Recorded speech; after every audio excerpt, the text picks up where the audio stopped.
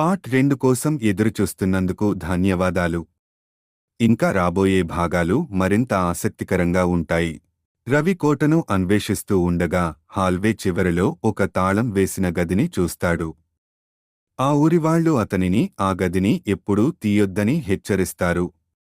ఆ గదిలోకి చివరిసారి వెళ్ళినవాడు ఎప్పటినుంచో కనిపించలేదని చెబుతారు. ఒక రాత్రి ఆ గది తానే తలుపు తీయకుంటుంది. అందులోకి వెళ్ళగానే రవికి ఒక చిన్న పిల్లల గది కనిపిస్తుంది.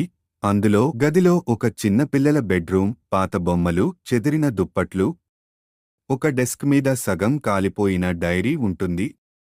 ఆ డైరీని తిప్పి చూస్తే అందులో ఉన్న రాత అతనిది అన్నట్టు అనిపిస్తుంది. రవిలా ఆ పుస్తకాన్ని ఎవరు రాశారు మీకు తెలుసా? కామెంట్ చేసి చెప్పండి. లేదంటే తెలుసుకోవాలి అనుకుంటే సబ్స్క్రైబ్ చేయండి.